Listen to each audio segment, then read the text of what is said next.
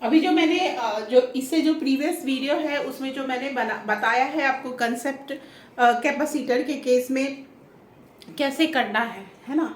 जब कैपेसिटर का जो हम बीच में गैप बढ़ा देते हैं या दो उसमें डाइलेक्ट्रिक डालते हैं तो क्या क्या असर होता है, एनर्जी कैसे होता है, उसमें हमने निकाला work done, total work done equal to work done by battery plus external forces. तो सेम कंसेप्ट का यहाँ यूज़ करना है। वो that was from the S C Verma book and ये जेई का है, जेई एडवांस 2022 पेपर का है। तो कैसे कंसेप्ट को मिक्स करते हैं, आपको लगेगा कि अरे मैं तो नहीं पढ़ा हूँ, कैसे करूँ, क्या करूँ, ऐसा आपको फील होगा, बट ऐसा नहीं है। जो कंसेप्ट बनता है ना वो बनता है ना। आपको अगर कंस्ट्रक्शन करने घर का आता है तो अब उसमें डिज़ाइन तो आप ही को सोचना होगा ना, तो उसमें थोड़ा थोड़ा सा डिज़ाइन दिए रहते हैं लेकिन बेसिक चीज़ें वही होती हैं। तो उसी तरह से आपको इसमें सोचना है कि क्या करना है, करना क्या है, ठीक ना। क्या लिखा है कि median having dielectric constant K is greater than 1 fills the space between the plates of the parallel plate. Capacity of the plates have a large area. Plates के लिए काफी बड़े हैं and the distance between them is d. The capacitor is connected to a battery of voltage V as shown in the figure. Now both the plates are moved by a distance.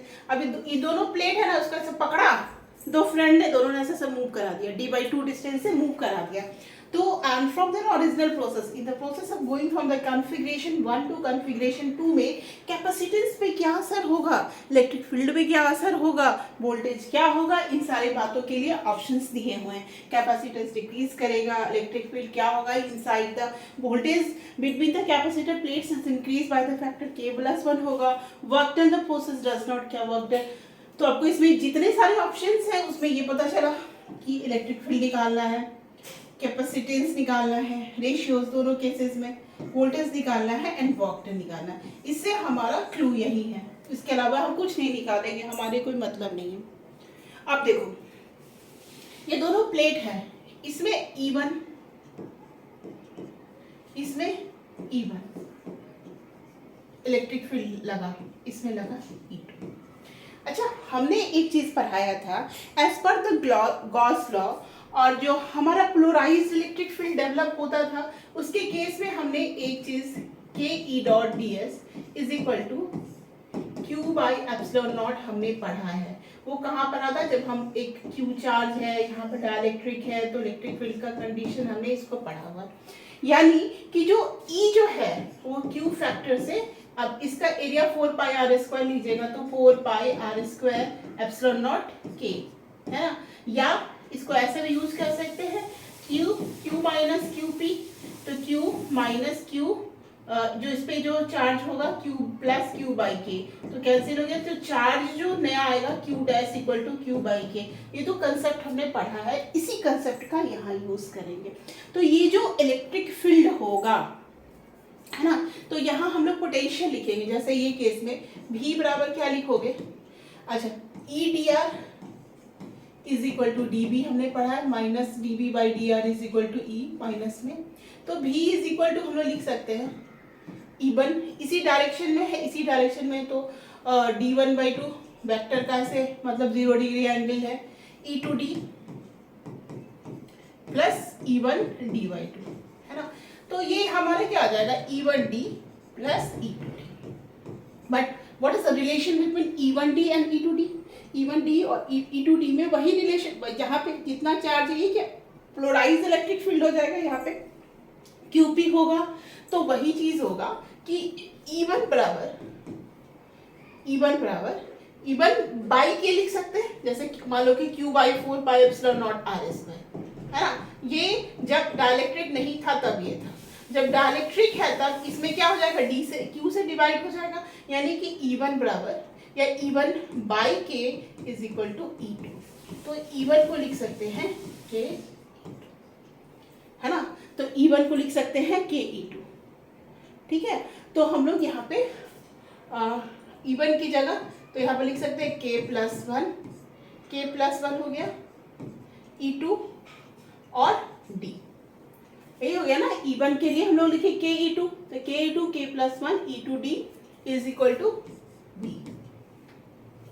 E2 D मतलब यहाँ पे पर का potential. अब क्या पूछा जा रहा है कि ये तो हमारा इतना पार्ट आया समझ में, इसके अलावा हमको ये समझना है कि electric field inside the dielectric is reduced by A factor of 2k। तो डाइलेक्ट्रिक जो फील्ड होगा उसमें जो इलेक्ट्रिक फील्ड है वो किस फैक्टर से रिड्यूस होगा, क्या वो 2k से रिड्यूस होगा, है ना। तो ये हमारा आ गया k+1 e2d, k+1 e2d। अभी इसको रखते हैं, फिर हम कैपेसिटेंस को निकालते हैं। इस केस में कैपेसिटेंस क्या होगा, C बराबर epsilon not A by D. इसको भी हम लोग यहाँ पे मिटाते हैं, ये कंसेप्ट जो था इसमें इन्वॉल्व वो मैंने बताया आपको। Epsilon not A by D, यहाँ पे क्या हो जाएगा, K बराबर, यहाँ पे C बराबर एप्सिलॉन नॉट A अपॉन ये d/2 प्लस d/2, ये दोनों को ऐड करोगे तो क्या होगा d, और ये जो डिस्टेंस है वो k से डिवीजन होता है, प्लस d/k। तभी तो जब कैपेसिटेंस डालते हैं तो k epsilon not a by D होता है, बिकॉज ये d/k है तो k ऊपर चला जाता है तो ये हो जाता है ना। और क्यों होता है d/k सब बताया हुआ है, ठीक है। हर चीज का फिजिक्स में ऐसे देयर इज अ कि हाँ there is a meaning, 1 + 1/k। अब देखो इस दोनों को C फाइनल लिख देते हैं, इसको इनिशियल। अब इस दोनों को डिवाइड करोगे तो हमारा क्या होगा, डिवीजन करेंगे CF बाई CI। किसको डिवाइड करना है, decrease by A factor, CF by CI क्या होगा हमारा, एप्सिलॉन नॉट A D यहाँ पे K अपॉन k+1, ये हो गया epsilon not A by D, cancel out हो गया, है ना। और इसमें k भी लगा है, k epsilon not A initial में, तो k भी कैंसिल आउट हो गया, बच गया 1/k+1। तो ये आई थिंक कि ऑप्शन नंबर जो B कह रहा है वो सही है, ऑप्शन नंबर जो B कह रहा है वो सही है। अच्छा, k+1 e2d, और जो V जो है, V तो इनिशियल ही था, V जब ये नहीं था तो हम लोग जब ये सिर्फ डाइलेक्ट्रिक था तो इसमें इसको क्या लिखेंगे, e2d, ठीक है। तो क्या कह रहा है कि the electric field inside the dielectric is reduced by A factor, नहीं वो भी हमारा किस फैक्टर से रिड्यूस होगा, इसको लिखो, जब ये नहीं था इनिशियल वाला जो कंडीशन था हमारा, तो उसमें भी क्या होगा हमारा, एक second, the electric field inside the dielectric is reduced by A factor 2k, नहीं ये भी हमारा किस जैसे CF बाई CI आया उसी तरह E2 बाई E1, इसमें क्या आ जाएगा k+1, ये हो गया विदाउट इसके, जब ये शिफ्ट नहीं किया था तभी का हो गया, तो k+1 हो जाएगा, ठीक है। तो वो फैक्टर k+1 होगा, नहीं 2k नहीं होगा, तो A is a incorrect option, है ना। बिकॉज इसके बाद आप निकालोगे ना dV/dr इनिशियली, है ना, इनिशियली क्या था यहाँ पे, तो इसमें भी क्या ली, इसका पोटेंशियल क्या हो जाएगा, e2d E1d, इनिशियल वाला इसको EI लिख दो, इनिशियल E1d था, बाद में हमारा k+1 E2d था, तो E2 और E1 को डिवाइड करेंगे तो हमारा क्या आ जाएगा, E1 बाई E2 को डिवाइड करेंगे, E1 बाई E2 को, यानी इनिशियल फाइनल ऐसा करेंगे तो हमारा क्या आ जाएगा, k+1 आ जाएगा, क्या फैक्टर होगा, k+1 होगा, ठीक है। तो जो वहां किया था वही हमारा यही करेंगे, 1 बाई यहाँ, ओके, हाँ ये हो गया हमारा, इसको देख लीजिए, E2d k+1, यहाँ पे लिखेंगे 1/k+1, 1/k+1, और यहाँ लिखेंगे E1d मतलब शुरू वाला का, तो E2 बाई E1 1/k+1, तो वही चीज होगा जो हमारा कैपेसिटेंस के केस में आया था, तो इसका मतलब जो वो कह रहा है वो गलत है। तो this is the voltage between the, क्या कह रहा है, between the capacitor place is increase by A factor of k+1, the voltage between the capacitor plates is increased by a factor of k+1, तो 1/k+1 आ रहा है ना, तो ये वाला भी गलत, कंफ्यूज हो रहा है ना। देखो k+1 से तो ये बढ़ा, तो e2d बढ़ा, तो इसका जो e2 by e1 करेंगे तो 1/k+1 होगा, ये गलत है। The work done in the process does not depend on the presence of the dielectric material. तो work done in the process, तो मैंने आपको क्या क्या बताया था। अब इसमें थोड़ा सा हम लोगों को काम करना पड़ेगा। Work done in the process, ठीक है, तो वर्क डन को क्या लिखेंगे, work done, total work done is equal to work done by battery plus external, है ना।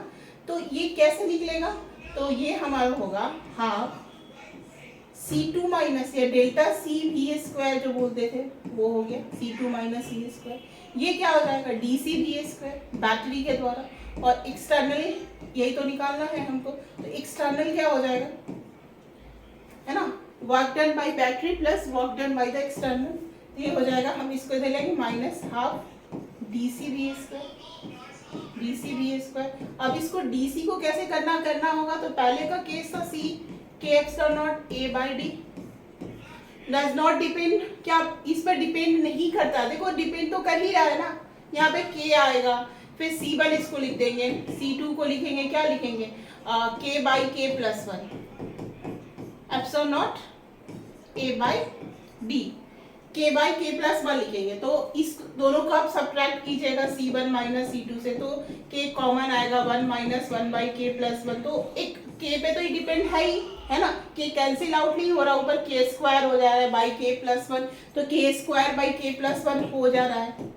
बाकी हमको चेक करने की जरूरत नहीं है, बाकी ε0 A/d² कर दें, यानी कि दिस डिपेंड ऑन k, क्या करें, डज नॉट डिपेंड ऑन, ऐसा कह रहा है, तो इसका मतलब this option is also wrong. इसमें डेंजरस ऑप्शन कौन था, डेंजरस ऑप्शन ये था, यहाँ पे बच्चे हो सकता था कि बी और सी लगा देते, but B is only B1 option, क्योंकि मल्टी करेक्ट था, तो यहाँ पे आपका गलत होने के चांसेस थे।